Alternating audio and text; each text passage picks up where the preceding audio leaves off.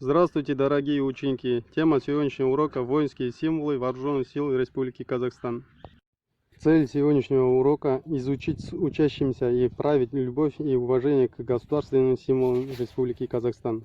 Воспитывать чувство глубокой ответственности за выполнение требований верности воинскому долгу, боевому знамени части как символу воинской чести, доблести и славы.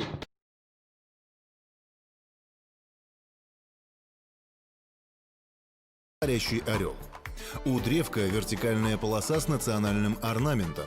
Изображение солнца, лучей орла и орнамента цвета золота. Соотношение ширины флага к его длине 1 к 2. Государственный флаг Республики Казахстан устанавливается на зданиях, в кабинетах и залах государственных учреждений, а также в воинских частях Вооруженных сил Республики Казахстан. Государственный флаг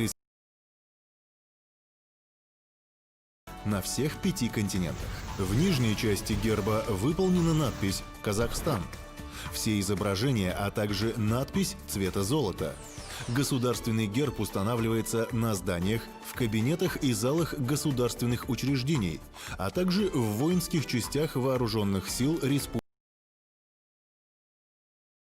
Принят новый государственный гимн. Его основой стала популярная в народе патриотическая песня «Менің Казахстаном». 6 января 2006 года парламент Казахстана внес поправки в указ о государственных символах и утвердил новый государственный гимн страны. Гимн исполняется во время национальных и государственных праздников, торжественных мероприятий и собраний, при открытии и закрытии сессий парламента, а также во знаменование важнейших исторических событий.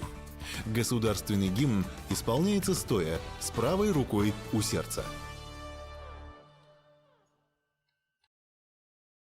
Дорогие ученики, с этим закончен наш урок. Спасибо за внимание. До свидания.